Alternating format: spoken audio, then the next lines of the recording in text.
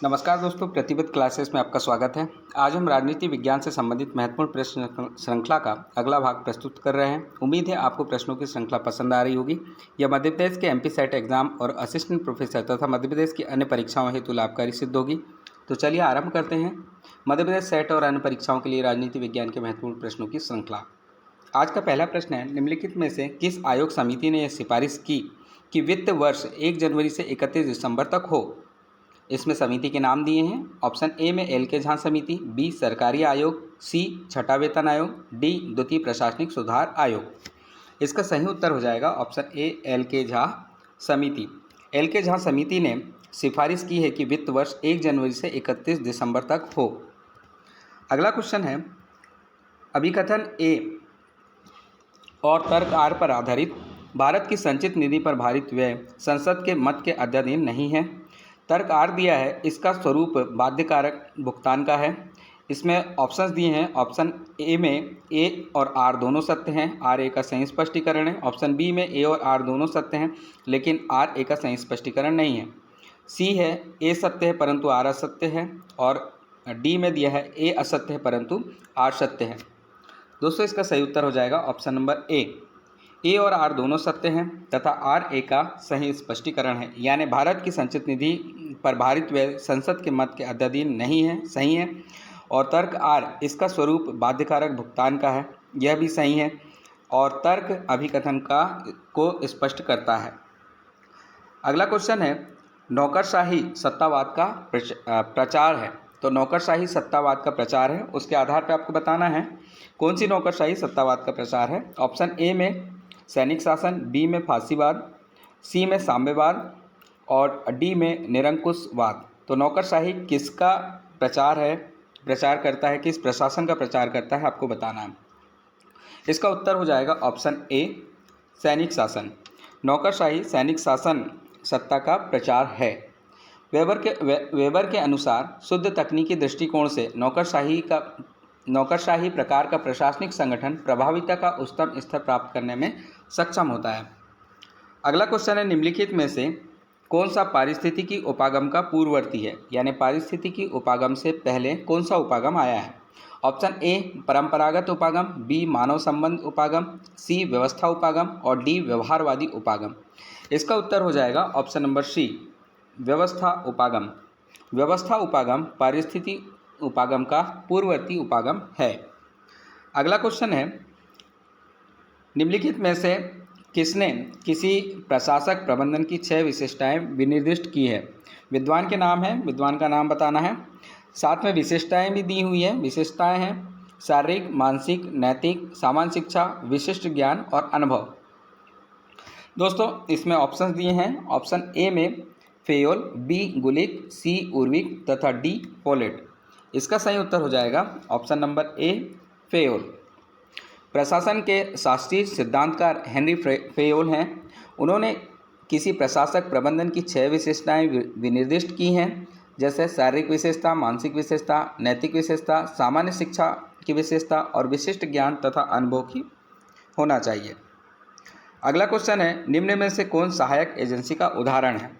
एजेंसियों के नाम दिए हैं। ऑप्शन ए है रक्षा विभाग, बी गृह विभाग, सी प्रधानमंत्री कार्यालय यानी पीएमओ और डी है लोक निर्माण विभाग। दोस्तों इसका सही उत्तर हो जाएगा ऑप्शन नंबर डी लोक निर्माण विभाग एक सहायक एजेंसी का उदाहरण है। अगला क्वेश्चन है, नौकरशाही की निम्नलिखित में से कौन सा प्रकार दलगत हितों के प्रति पूर्वाग्रह दर्शाता है। इसमें ऑप्शंस दिए हैं। ए जाति नौकरशाही, बी संरक्षण नौकरशाही, सी संरक्षक नौकरशाही और डी सत्ताधारी नौकरशाही। तो आपको बताना है कि निम्नलिखित में से कौन सा प्रकार दलगत हितों के प्रति पूर्वाग्रह दर्शाता है। इसमें आ जाएगा ऑप्शन नंबर बी संरक्षण नौकरशाही। संरक्षण नौकरशाही दलगत हितों के प्रति पूर्वाग्रह दर्शाता है। इस परंपरा की शुरुआत अमेरिका में हुई थी। इसको पद संतनीतिक पुरस्कार पर आधारित होता है तथा FM मार्क्स ने इसे पुरस्कार पद्धति भी कहा है। अगला क्वेश्चन है, निम्नलिखित में से किस प्रकार के प्रशिक्षण द्वारा लोक सेवाओं हेतु भावी भर्ती किए जाने वालों को तैयार किया जाता है। तो भावी भर्ती कैसे होती है आपको बताना है, किस प्रशिक्षण से होती है। इसमें प्रशिक्षण दिए हैं। ऑप्शन ए में अनौपचारिक प्रशिक्षण, बी औपचारिक प्रशिक्षण, सी प्रवेश पूर्व प्रशिक्षण तथा डी प्रवेश पश्चात प्रशिक्षण। दोस्तों इसका सही उत्तर होगा ऑप्शन नंबर सी, प्रवेश पूर्व प्रशिक्षण। यानी किसी प्रकार जो प्रवेश पूर्व प्रशिक्षण होता है उसके द्वारा ही भावी लोक सेवकों की भर्ती की जाती है। अगला क्वेश्चन है, निम्नलिखित में से कौन सा कथन केंद्रीय सतर्कता आयोग के बारे में सही है? इसमें कथन दिए हुए हैं। ए में है इसकी स्थापना संथानम समिति की सिफारिश पर की गई थी। बी है यह एक सांविधिक निकाय है। सी है यह अनेक सदस्यों वाला एक आयोग है तथा डी यह केंद्रीय अन्वेषण ब्यूरो यानी सीबीआई के कार्य का पर्यवेक्षण करता है। इसमें ऑप्शन दिए हैं, उसके आधार पर आपको सही उत्तर का चयन करना है। ऑप्शन ए में है केवल ए और बी, बी में है केवल बी और सी में है ए बी और सी तथा डी में है ए बी सी और डी। इसका सही उत्तर हो जाएगा option number D, A B C और डी। इसके तहत इसके अलावा केंद्रीय सतर्कता आयोग 1964 में स्थापित हुआ था। इसकी स्थापना संतानम समिति जो कि 1962 से 69 के दौरान पर थी की सिफारिशों के आधार पर की गई थी। यह आयोग सांविधिक दर्जा प्राप्त एक बहुसदस्यीय संस्था है। अगला क्वेश्चन है, निम्नलिखित में से वह कौन सा समुच्चय है जिसका उपयोग खेल सिद्धांत यानी गेम थ्योरी में निर्णय करने वालों के बीच रणनीतिक संवाद का विश्लेषण करने हेतु किया जाता है? इसमें ऑप्शंस दिए हैं। ऑप्शन ए गणित और कारण, ऑप्शन बी कारण और तर्क, ऑप्शन सी तर्क और युक्तिमूलकता तथा ऑप्शन डी गणित और तर्क। दोस्तों इसका सही उत्तर हो जाएगा ऑप्शन नंबर सी, तर्क और युक्तिमूलकता। तर्क और युक्तिमूलकता का उपयोग खेल सिद्धांत में निर्णय करने वालों के बीच रणनीतिक संवाद का विश्लेषण करने के लिए किया जाता है। अंतर्राष्ट्रीय राजनीति में खेल सिद्धांत का प्रयोग करने का श्रेय श्री मार्टिन कॉपलान, विलियम राइकर व टॉमस सोलिंग को दिया जाता है। अगला क्वेश्चन है, MTCR का संबंध निम्नलिखित कथनों पर विचार करें। तो MTCR के संबंध में कुछ कथन दिए हैं, उस पर विचार करना है। ऑप्शन ए है चीन MTR का सदस्य नहीं है। बी है भारत MTR का सदस्य है। सी है इसका लक्ष्य पूर्ण रॉकेट प्रणाली को समर्पित करना है तथा डी है पाकिस्तान MTCR का सदस्य है। इसमें कूट दिए हैं, कूट के अनुसार ऑप्शन ए में है ABC, बी में है BDC, सी में है BC और D तथा डी में है DB और A। इसका सही उत्तर हो जाएगा option number A. Option number A के तहत चीन MTCR का सदस्य नहीं है।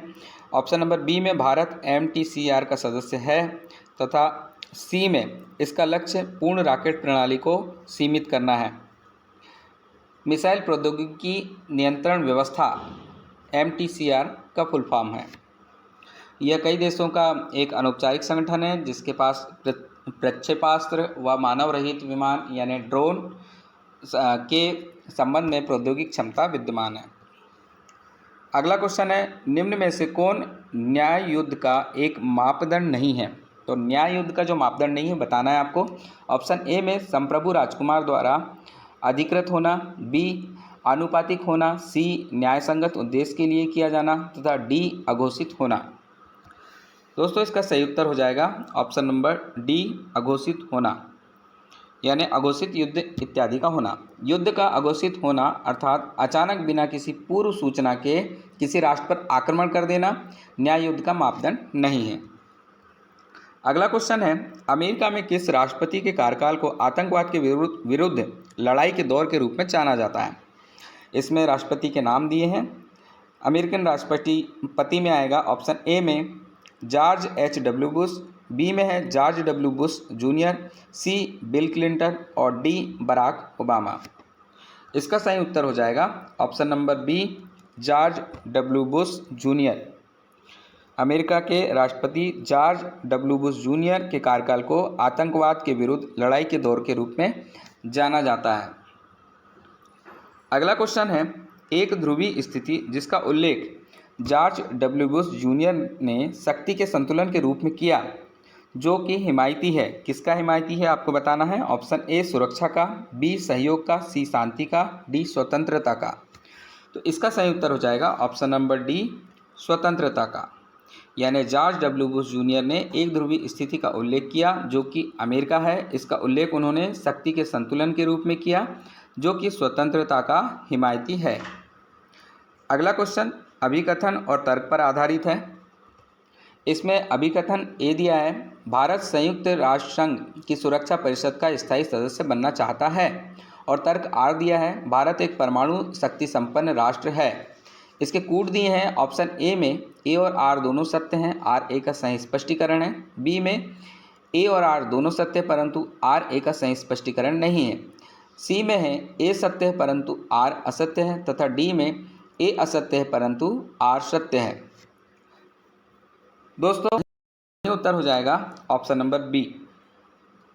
ऑप्शन नंबर बी के तहत अभिकथन ए और आर दोनों सत्य हैं, यानी भारत संयुक्त राष्ट्र संघ की सुरक्षा परिषद का स्थायी सदस्य बनना चाहता है, सत्य है। और तर्क भारत एक परमाणु शक्ति संपन्न राष्ट्र है, ये भी सही है। लेकिन तर्क अभिकथन का स्पष्टीकरण नहीं करता है। अगला क्वेश्चन, निर्गुट आंदोलन के संबंध में निम्नलिखित कथनों पर विचार कीजिए। कथन इसमें दिए हुए हैं। कथन ए में है, ए जूलियस न्यूरेरे निर्गुट आंदोलन नेम के एक संस्थापक सदस्य थे। बी में है, भारत ने 7वीं नेम शिखर बैठक की मेजबानी की थी। सी 17वीं नेम शिखर बैठक वेनेजुएला में आयोजित की गई थी। और डी नेम का मुख्यालय बेलग्रेड में है। तो आपको इसमें कुछ कूट दिए हैं। ऑप्शन ए में है ए के साथ में ए, बी और सी, बी में है ए, सी और डी, सी में है बी और सी, तथा डी में है बी और डी। तो कौन से कथन इसमें मैच कर रहे हैं आप बताएंगे। इसका सही उत्तर हो जाएगा ऑप्शन नंबर सी, यानी बी और सी। गुटनिरपेक्ष आंदोलन को नेम के नाम के से भी जाना जाता है। इसे 1961 में यूगोस्लाविया की राजधानी बेलग्रेड में स्थापित किया गया था। इसका मुख्यालय है वहाँ पे। भारत ने 7वीं नेम शिखर की बैठक 1983 में जो बैठक हुई थी उसकी मेजबानी की थी। अगला क्वेश्चन है, निम्नलिखित में से कौन R2P यानी संरक्षण का दायित्व के 3 स्तंभों का भाग नहीं है। इसमें ऑप्शंस दिए हैं। ए, यदि राज्य अपनी जनसंख्या को संरक्षण प्रदान करने में विफल रहता है तो अंतर्राष्ट्रीय समुदाय संयुक्त राष्ट्र संघ के चार्टर के अनुसार सामूहिक कार्रवाई करेगा। बी में, यह राज्य का दायित्व है कि वह अपनी जनसंख्या को 4 सामूहिक अत्याचार अपराधों से संरक्षण प्रदान करे। ऑप्शन सी में, यह अंतर्राष्ट्रीय समुदाय का कर्तव्य है कि वह मानवता के विरुद्ध अपराधों से जनता को संरक्षण प्रदान करे। तथा ऑप्शन डी में है, प्रत्येक राज्य के दायित्व के निर्वहन में उसकी सहायता हेतु अंतर्राष्ट्रीय समुदाय का दायित्व। दोस्तों इसका सही उत्तर हो जाएगा ऑप्शन नंबर सी।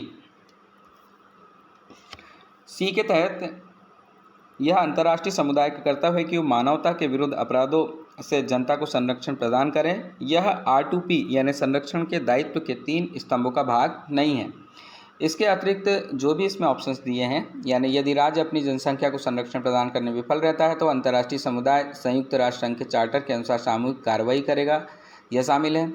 ऑप्शन बी, यह राज्य का दायित्व है कि वह अपनी जनसंख्या को 4 सामूहिक अत्याचार अपराधों से संरक्षण प्रदान करें, यह भी शामिल है। तथा प्रत्येक राज्य के दायित्व के निर्वहन में उसकी सहायता हेतु अंतर्राष्ट्रीय समुदाय का दायित्व है, यह भी शामिल है। अगला क्वेश्चन है, राजनीतिक सिद्धांत की शास्त्रीय परंपरा को जांच की एक साझा विचारधारा माना जाता है क्योंकि इसमें ऑप्शन ए में दिया है, तर्क व शैली एवं तरीके में एकत्व है। बी, इसके विषय एवं शैली में एकत्व है। सी, समान लक्ष्य ढूंढने में एकत्व है। तथा डी, मनुष्य जाति के लिए साझी दूरदर्शिता प्राप्त करने में एकत्व है।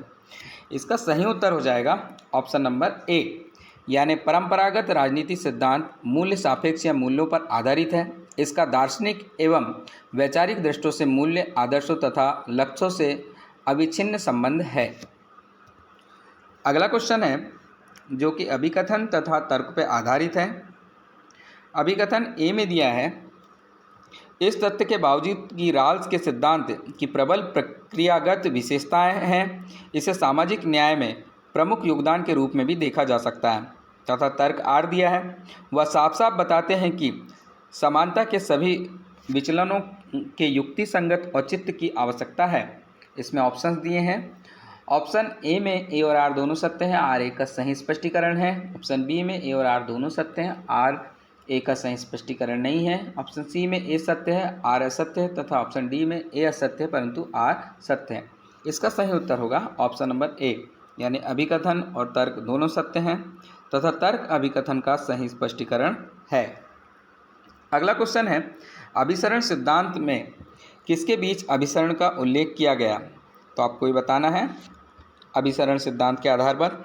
ऑप्शन ए में उन्नत पूंजीवाद और विकसित समाजवाद। ऑप्शन बी में विनिर्माता राष्ट्र तथा कच्चे माल के आपूर्तिकर्ता देश।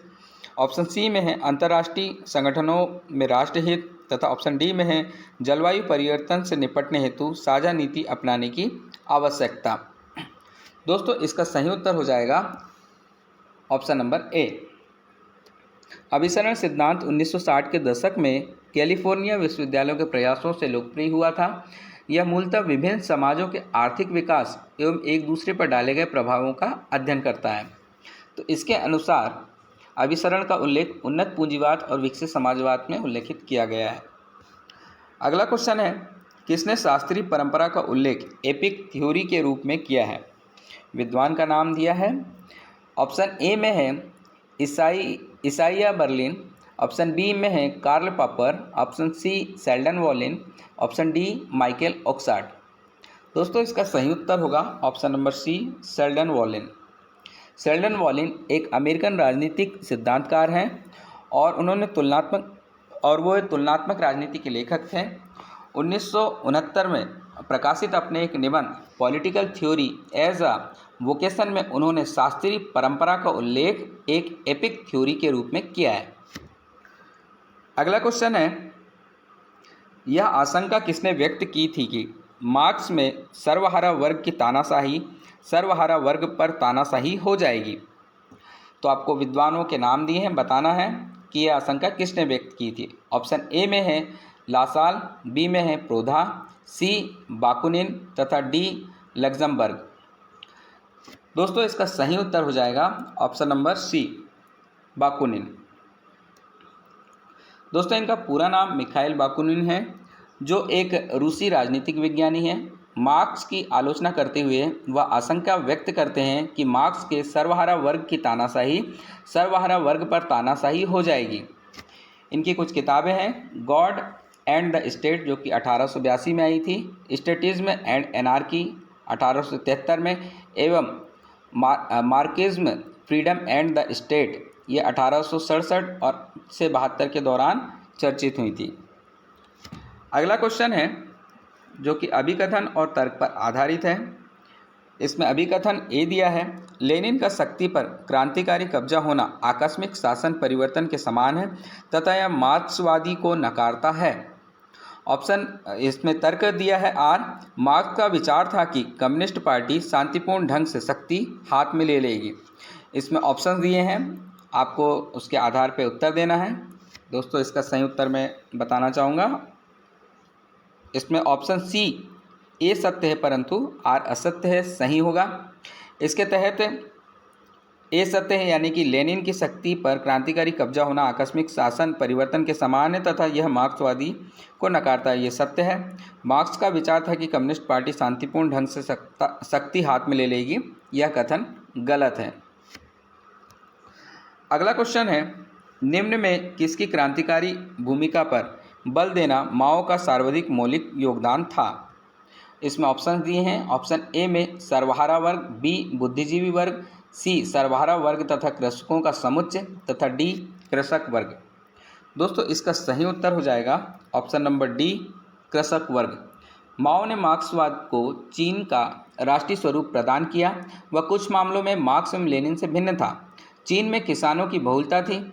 माओ ने कृषक वर्ग की भावनाओं को समझा और उनमें क्रांतिकारी भावनाओं का संचार किया। अगला क्वेश्चन है, किसने इस विचार पर संदेह प्रकट किया कि लॉक गौरवपूर्ण क्रांति के समर्थक थे? तो किसने संदेह किया था? विद्वान के नाम दिए हैं। ऑप्शन ए में टॉवनी, ऑप्शन बी में सेबाइन, ऑप्शन सी मैकफर्सन तथा ऑप्शन डी में है एस्क्राफ्ट। दोस्तों इसका सही उत्तर हो जाएगा option number D, Ashcraft. Richard Ashcraft एक अमेरिकी राजनीति वैज्ञानिक थे। अपनी पुस्तक revolutionary politics and Locke's two treatise of government, जो कि 1986 में आई थी, में उन्होंने इस विचार पर संदेह प्रकट किया कि लॉक गौरवपूर्ण क्रांति के समर्थक थे। अगला क्वेश्चन है, कौन सा राजनीतिक चिंतक अरस्तु के विचारों को पूरी तरह से अस्वीकार करता है? इसमें पुनः विद्वानों के नाम दिए हैं। ऑप्शन ए में मैकियावेली, बी हॉब्स, सी में लॉक तथा डी रूसो। इसका सही उत्तर हो जाएगा option number B. Option number B के तहत राजनीतिक जो हॉब्स हैं उन्होंने राजनीतिक चिंतक अरस्तु के विचारों को पूरी तरह से अस्वीकार किया है। हॉब्स और अरस्तु के अधिकतर राजनीतिक विचार परस्पर विपरीत हैं। अरस्तु राज्य के सावयवी सिद्धांत को मानता है एवं आगमनात्मक पद्धति का प्रयोग करता है। वह राज्य का परिवार की तरह एक स्वाभाविक संस्था मानता है, जबकि हॉब्स यांत्रिक भौतिकवादी है, वह अणु को सर्वाधिक महत्व देता है। अगला क्वेश्चन है, किसने रूसो को अधिनायकवादी लोकतंत्री बताया है? इसमें विद्वानों के नाम दिए हैं। ऑप्शन ए में कार्ल पॉपर, बी में कार्ल फ्रेडरिक, सी हन्ना अरेंट और डी में है जैकब टॉलमोन। तो किसने रूसो को अधिनायकवादी लोकतंत्री बताया है, बताना है आपको। दोस्तों इसका सही उत्तर हो जाएगा option number D, Jacob Talmon. Jacob Talmon ने रूसो को अधिनायकवादी लोकतंत्री बताया है। अगला क्वेश्चन है, निम्नलिखित में से क्या सिद्धांत के बारे में सही है? तो मैकियावेली के राजनीतिक सिद्धांत के बारे में क्या सही है ये आपको बताना है। इसमें पहला कथन दिया है, इसमें प्राचीन रोम को देवत्व प्रदान किया गया है। बी में है, इसमें इतिहास का व्यापक रूप से उपयोग किया गया है ताकि शासन कला सीखी जा सके। सी है, राजा या शासक की सफलता हेतु निजी सेना की आवश्यकता बताई गई है। तथा डी, इटली के नैतिक पतन हेतु धर्म को दोषी बताया गया है। इसमें कूट दिया है। ऑप्शन ए में ए, बी और सी, बी में बी और डी, सी में सी और डी तथा डी में ए और सी। इसका सही उत्तर हो जाएगा ऑप्शन नंबर ए, यानी ए, बी और सी ये सही है। प्रसिद्ध यूरोपियन राजनीतिक चिंतक मैकियावेली शासन कला के तमाम सिद्धांतों सहित अन्य राजनीतिक सिद्धांतों के विशद वर्णन करते हैं। द आर्ट ऑफ वार और द प्रिंस उनकी प्रमुख रचना है। मैकियावेली के राजनीतिक सिद्धांत में प्राचीन रोम को देवत्व प्रदान किया गया है। इसमें इतिहास का व्यापक रूप से उपयोग किया गया है ताकि शासन कला सीखी जा सके तथा राजा शासक की सफलता हेतु निजी सेना की आवश्यकता बताई गई है। अगला क्वेश्चन है, गांधी ने स्वयं को किस रूप में बताया है? तो गांधी जी ने स्वयं को किस रूप में बताया है, बताना है। ऑप्शन ए, दार्शनिक रूप से अराजकतावादी, बी उदारवादी लोकतंत्रवादी, सी सामाजिक लोकतंत्रवादी और डी कम्युनिस्ट। दोस्तों इसका सही उत्तर हो जाएगा ऑप्शन नंबर ए, दार्शनिक रूप से अराजकतावादी। गांधी ने अपनी पुस्तक हिंद स्वराज 1908 में लिखी थी। उन्होंने उसमें खुद को दार्शनिक रूप से अराजकतावादी के रूप में प्रस्तुत किया है। अगला क्वेश्चन है, निम्नलिखित में से कौन तुलनात्मक पद्धति में अरस्तु के योगदान के संबंध में सही है? तो आपको सही कथनों को खोजना है। इसमें दिया है कथन ए, तात्कालिक विद्यमान राजनीतिक प्रणाली का अध्ययन, बी राजनीति के एक अनुभव विज्ञान का विकास करना, ऑप्शन सी में आदर्श प्रकार पर पहुंचना तथा डी में अमूर्त विचारों को व्यवहार में लागू करना। इसमें कूट दिया है। ऑप्शन ए में ए और सी, बी में ए और बी, सी में बी और डी तथा डी में सी और डी। इसमें आपको ढूंढना है तुलनात्मक पद्धति में अरस्तु के योगदान के संबंध में क्या सही है। दोस्तों इसका सही उत्तर हो जाएगा option number B. Option number B के तहत आएगा ए और बी। ए में है तत्कालीन विद्यमान राजनीतिक प्रणालियों का अध्ययन तथा बी में है राजनीति के एक अनुभविक विज्ञान का विकास करना। अगला क्वेश्चन है नव संस्थावाद बल देता है, तो नव संस्थावाद किस पे बल देता है आपको बताना है। ऑप्शन ए में है संस्थाओं पर ना कि व्यक्तियों पर, संस्थाओं तथा व्यक्तियों के बीच संतुलन पर। ऑप्शन सी में है राजनीति में समूह सिद्धांत पर, तथा डी में है राजनीति पर अर्थशास्त्र हावी रहता है। तो इसका सही उत्तर हो जाएगा ऑप्शन नंबर ए, संस्थाओं पर ना कि व्यक्तियों पर। जहां संस्थावाद व्यक्तियों समाज कल्याण के लिए तथा शांति कायम रखने के लिए व्यक्तियों पर विशेष बल देता है, वहीं नव संस्थावाद संस्थाओं पर अधिक बल देता है। अगला क्वेश्चन है ईस्टर्न ने वर्ष 1969 में राजनीति विज्ञान में किस प्रकार अपने प्रचंड संशोधन का वर्णन किया है। तो ईस्टर्न ने राजनीति विज्ञान में कुछ संशोधन किए थे, उसका वर्णन किया है, बताना है आपको। ऑप्शन ए प्रति सुधार यानी काउंटर रिफॉर्मेशन, बी वास्तविक क्रांति, सी पूर्व अध्ययन में संशोधन, डी अपने पूर्व शोध को त्याग देना। इसका सही उत्तर होगा बी वास्तविक क्रांति। राजनीतिक व्यवहार के अध्ययन, व्यवहारवाद राजनीतिक उसकी संरचनाओं, प्रक्रियाओं आदि के बारे में वैज्ञानिक व्याख्या प्रस्तुत करने का प्रयास करता है। व्यवहारवाद की सबसे बड़ी कमी यही है। अगला क्वेश्चन है ग्रेट ब्रिटेन के अलिखित संविधान के विकास के मुख्य कारण क्या है। तो आपको ऑप्शन दिए हैं। ऑप्शन ए अविच्छिन्नता और परिवर्तन का शांतिपूर्ण ढंग से अनुसरण करने की ब्रिटिश प्रथा। ऑप्शन बी में है परंपराओं को कानून समान पवित्र मान लेने की ब्रिटिश परंपरा, परंतु न्यायालय में वादयोग नहीं। ऑप्शन सी में है यह ब्रिटिश धारणा कि राजा कोई गलती नहीं कर सकता, तथा ऑप्शन डी में है ब्रिटेन में सामान्य कानून की परंपरा। तो आपको ये बताना है ग्रेट ब्रिटेन के अलिखित संविधान के विकास के मुख्य कारण क्या है।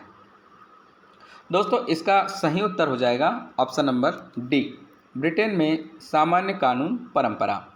ब्रिटेन का कोई मूल संवैधानिक दस्तावेज अर्थात संविधान नहीं है, अतः ग्रेट ब्रिटेन के अलिखित संविधान के विकास का मुख्य कारण ब्रिटेन में सामान्य कानून की परंपरा है। अगला क्वेश्चन है किस देश में एक बार अध्यक्ष सदा के लिए अध्यक्ष प्रथा का अनुसरण किया जाता है। ऑप्शंस दिए हैं। ऑप्शन ए में यूएसए, बी है यूके, सी भारत तथा डी स्विट्जरलैंड। दोस्तों इसका सही उत्तर होगा option number B UK. UK में एक बार अध्यक्ष सदा के लिए अध्यक्ष प्रथा का अनुसरण किया जाता है। ग्रेट ब्रिटेन में स्पीकर का पद अत्यधिक पवित्र माना जाता है, इसलिए वहाँ एक बार अध्यक्ष सदा के लिए अध्यक्ष प्रथा का अनुसरण करते हैं। अगला क्वेश्चन है उच्चतम न्यायालय द्वारा न्यायिक पुनरीक्षा के अधिकार को सर्वप्रथम कहाँ स्थापित किया गया था। इसमें ऑप्शंस दिए हैं। ऑप्शन ए में है USA, B Bharat, C France तथा डी स्विट्जरलैंड। इसका सही उत्तर होगा ऑप्शन ए यूएसए। न्यायिक पुनरीक्षा की उत्पत्ति सामान्यतः संयुक्त राज्य अमेरिका से मानी जाती है, हालांकि पिनाक एवं स्मिथ ने इसका उद्गम स्थल ब्रिटेन माना है। वर्ष 1803 में अमेरिका के मुख्य न्यायाधीश मार्शन मार्बरी बनाम मेडिसन नाम विख्यातवाद में प्रथम बार न्यायिक पुनरावलोकन की शक्ति की प्रतिस्थापना की गई थी।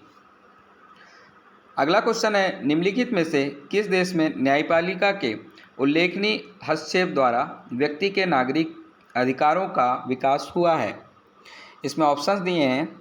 ऑप्शन ए में स्विट्जरलैंड, बी में यूके, सी यूएसए तथा डी फ्रांस। दोस्तों इसका सही उत्तर हो जाएगा सी यूएसए।